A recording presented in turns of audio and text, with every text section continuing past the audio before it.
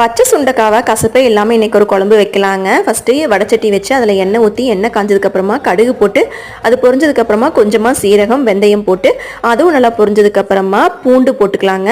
நிறைய சின்ன வெங்காயமும் வெட்டி வச்சுருக்கேங்க, அதை போட்டுட்டு கூட கருவேப்பிலையும் ஆட் பண்ணிக்கலாங்க. இதை நல்லா வதக்கி விட்டுக்கலாங்க. வெங்காயம் நல்லா கண்ணாடி மாதிரி வதங்கினதுக்கப்புறமா தக்காளி வந்து கட் பண்ணி போட்டுக்கலாங்க. நான் ஒரு தக்காளி தாங்க ஆட் பண்ணியிருக்கேன், புளியும் ஆட் பண்ண போகிறோம் அப்படிங்கிறனால ஒரு தக்காளி போதுங்க. தக்காளியும் நல்லா வதங்கினதுக்கப்புறமா பச்சை சுண்டைக்காவை உரல்ல போட்டு இடித்து தண்ணியில் போட்டு அலசி வச்சுருக்கேங்க, அதையும் அதில் ஆட் பண்ணிவிட்டு நம்ம தேவைக்கேற்ற அளவு உப்பு, மஞ்சத்தூள், காரத்துக்கு தனி மிளகாத்தூள், தனியாத்தூள் இது எல்லாமே ஆட் பண்ணிவிட்டு நல்லா வதக்கி விட்டுடலாங்க.